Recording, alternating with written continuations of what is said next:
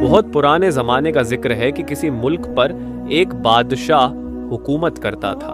اس کی ایک بیٹی بھی تھی جس کا نام شہزادی نورین تھا۔ شہزادی نورین بے حد حسین اور خوبصورت تھی۔ وہ 16-17 سال کی ہو چکی تھی اور بادشاہ کسی اچھے سے شہزادے کی تلاش میں تھا تاکہ شہزادی نورین کی اس سے شادی کر کے اپنے فرض سے سبکدوش ہو جائے۔ اس بادشاہ کا ایک وزیر بھی تھا جو بے حد لالچی، خودغرض اور مکار تھا۔ شہزادی نورین کی خوبصورتی نے اسے بھی متاثر کیا تھا اور وہ چاہتا تھا کہ بادشاہ اس سے اپنی بیٹی کی شادی کر دے تاکہ اسے شہزادی کے ساتھ ساتھ تخت و تاج بھی مل جائے۔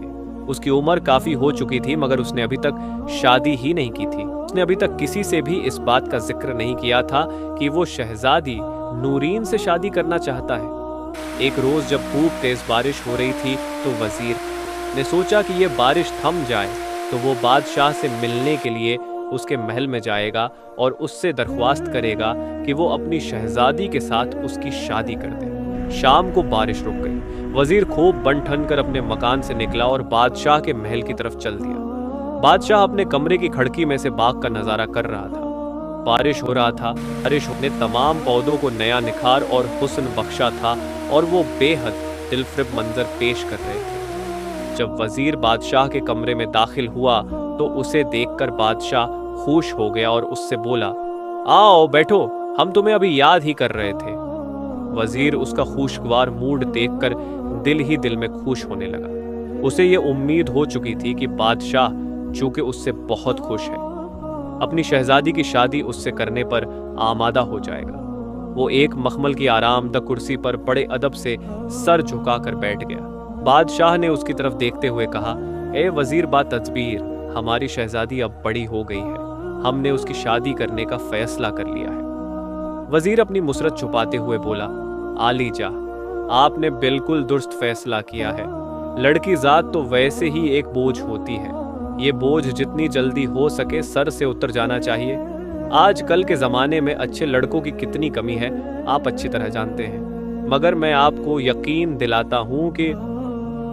بادشاہ نے وزیر کی بات پوری طرح بھی نہ سنی اور اس کا شانہ تھپ تھپا کر بولا، شاید تم یہ کہنا چاہتے ہو کہ تم شہزادی کے لیے کسی اچھے سے شہزادے کو تلاش کرو گے۔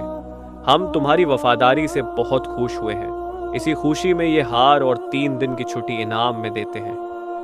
یہ کہہ کر بادشاہ نے اپنے گلے سے سچے موتیوں کا ہار اتار کر وزیر کو دیا اور پھر بولا، ہم نے خود بھی شہزادی کے لیے ایک رشتہ ڈھونڈ لیا ہے۔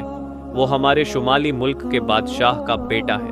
وہ آج کل یہاں آیا ہوا ہے اور ہمارا مہمان ہے۔ شہزادہ اور شہزادی ایک دوسرے سے بہت جلد گھل مل گئے ہیں۔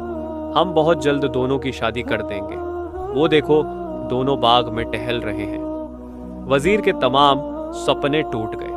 بادشاہ کی بات سن کر اس کا دل زور زور سے دھڑکنے لگا اور چہرے پر پسینہ پھوٹ پڑا۔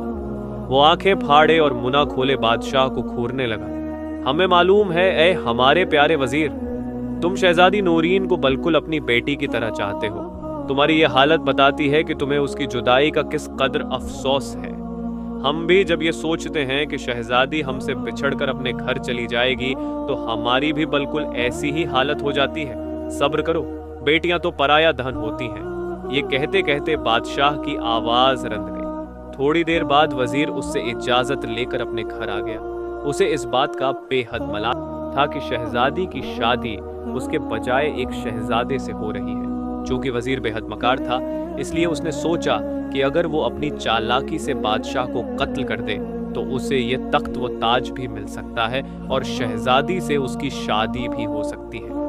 وزیر کو ساری رات نیند نہیں آئی۔ وہ بادشاہ کو قتل کرنے کے مختلف طریقوں پر غور کرتا رہا۔ آخر اس کے ذہن میں ایک ترکیب آ ہی گئی۔ اس نے سوچا کہ وہ بادشاہ کے باورچی کو اپنے ساتھ ملا کر بادشاہ کے کھانے میں کوئی زہریلی چیز ملا دے گا اور بادشاہ کے مرتے ہی وہ عارضی طور پر تخت و تاج سنبھال لے گا۔ اس کے بعد جب پوری طرح ملک کی باغ ڈور سنبھال لے گا تو شہزادی نورین سے شادی کرنا کوئی مشکل کام نہ ہوگا۔ یہ تمام باتیں سوچ کر وہ مطمئن ہو کر سو گیا۔ اگلے روز صبح محل میں بادشاہ، ملکہ، شہزادی نورین اور شہزادہ شکیل ناشتے کے لیے بیٹھے ہوئے تھے۔ بادشاہ کے چہرے پر فکر مندی اور پریشانی کے آثار تھے۔ ملکہ اس کی شکل دیکھ کر بھانپ گئی کہ ضرور کوئی خاص بات ہے۔ اس نے جب بادشاہ سے اس بات پوچھا تو بادشاہ نے بڑے دھیمے لہجے میں کہا، میں نے رات ایک بھیانک خواب دیکھا تھا۔ میں نے دیکھا کہ میں جنگل میں شکار کھیلنے گیا ہوں۔ وہاں مجھے تھکن سی محسوس ہوئی تو میں ایک درخت کے نیچے سستانے کے لیے بیٹھ گیا۔ وہاں بیٹھے ہوئے مجھے زیادہ دیر نہ گزری تھی کہ میرے پیچھے سے ایک سیاہ رنگ کا سانپ بڑی تیزی سے میری طرف بڑھا اور میرے پاؤں کو ڈس کر اپنے بل میں جا گھسا۔ میرا خوف و دہشت کے مارے برا حال ہو گیا تھا اور پھر اسی عالم میں میری آنکھ کھل گئی۔ بادشاہ کا خواب سن کر ملکہ بھی فکر مند ہو گئی۔ ناشتے کے فوراً بعد اس نے شاہی نجومی کو طلب کر کے اسے بادشاہ کا خواب سنایا اور اس خواب کی تعبیر پوچھی۔ اس نجومی کی عمر 180 برس کی تھی۔ اس کے سر اور داڑھی کے بال روئی کے گالوں کی طرح ملائم اور برف کی طرح سفید تھے۔ اس نے بڑے غور سے بادشاہ کا خواب سنا۔ نجومی نے حساب کتاب کے بعد ملکہ کو خبردار کیا کہ بادشاہ کا ایک دشمن پیدا ہو چکا ہے جو انہیں نقصان پہنچانا چاہتا ہے۔ بادشاہ اور شہزادی نورین غمزدہ ہو گئے، لیکن شہزادہ شکیل نے وعدہ کیا کہ وہ دشمن کو پکڑ لے گا۔ شہزادہ شکیل نے ایک ترکیب سوچی اور جادوئی طوطا بادشاہ کو پیش کیا جو ہر جمعرات دشمنوں کے نام بتاتا تھا۔ وزیر، جو بادشاہ کا حقیقی دشمن تھا، طوطے سے خوفزدہ ہو گیا اور اسے ختم کرنے کی کوشش کی، مگر پکڑا گیا۔ وزیر کو گرفتار کر کے ملک بدر کر دیا گیا۔ شہزادہ شکیل کی ذہانت کے باعث بادشاہ خوش ہوا اور کچھ دن بعد شہزادہ شکیل اور شہزادی نورین کی شادی ہو گئی۔